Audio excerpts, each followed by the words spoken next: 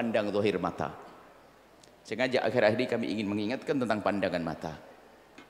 Jaga mata Anda dari melihat sesuatu yang menjadikan rusak hati Anda, rusak syahwat Anda.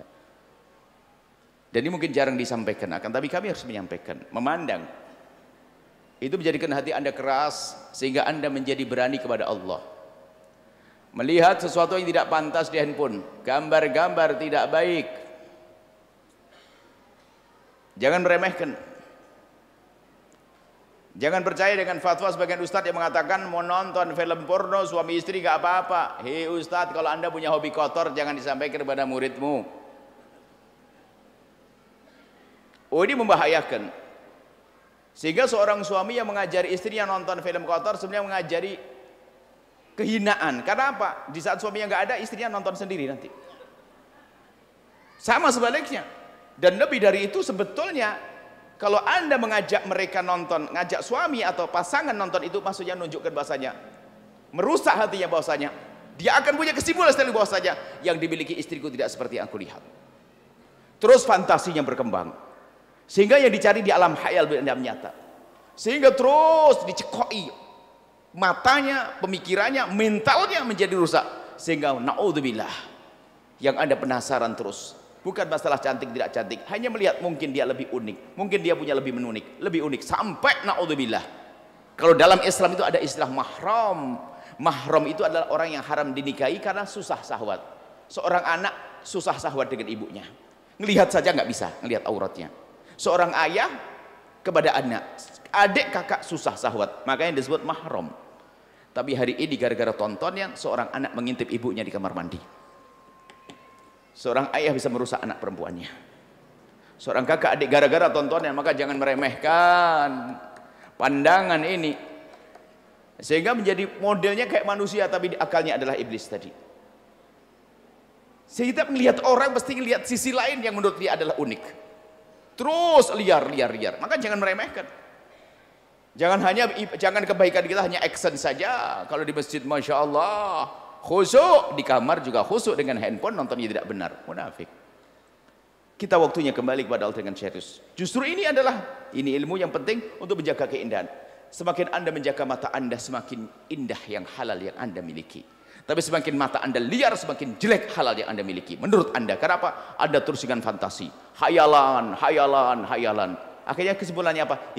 Yang dimiliki oleh pasanganku tidak seperti ini. Akhirnya dia merindukan semacam itu, sehingga bisa saja seorang wanita tiba-tiba mudah terbawa oleh seorang laki-laki karena pas ketemu seleranya yang ada di otaknya. Sehingga bisa saja seorang wanita melakukan kehinaan, seorang laki-laki melakukan kehinaan, padahal sudah punya yang halal. Hati-hati. Maka ini harus kami sampaikan. Maka dengan anak-anak juga kita, hati-hati, waspada urusan handphone. Sampai kami sering sampaikan, jika ada seorang ibu menemani putrinya atau putranya lagi browsing internet di rumah, itu jauh lebih bagus daripada anda sholat sunnah. Hari ini, kenapa? Biar terkontrol dia. Mungkin setelah ini kita harus berusaha bagaimana membiasakan anak kita dengan kebiasaan yang baik.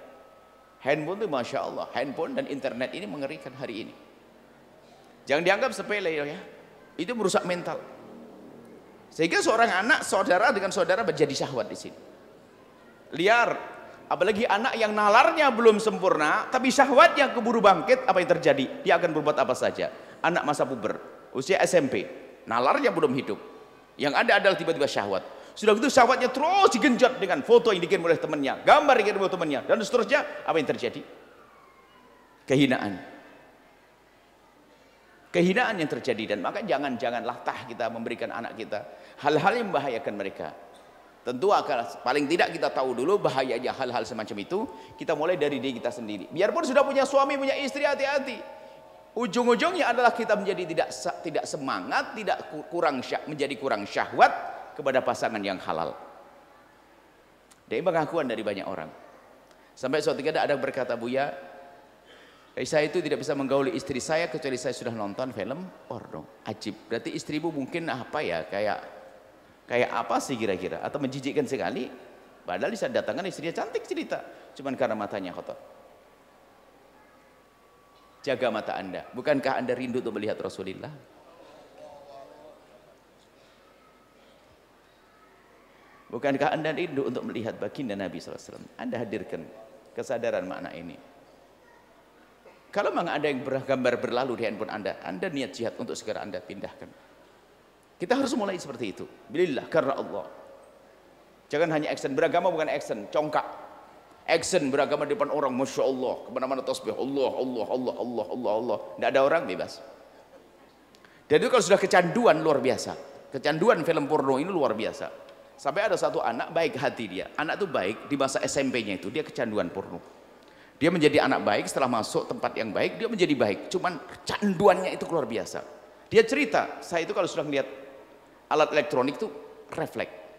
Saya takut, tangannya itu sudah jalan sendiri untuk mencari, masuk ke web yang hina, masuk suatu yang hina, begitu cepatnya.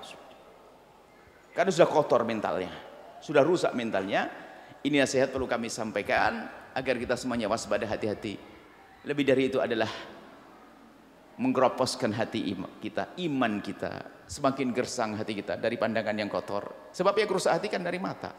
Hati itu jendela cuma mata dan telinga. Termasuk cerita-cerita porno dan sebagainya itu juga membahayakan sekali.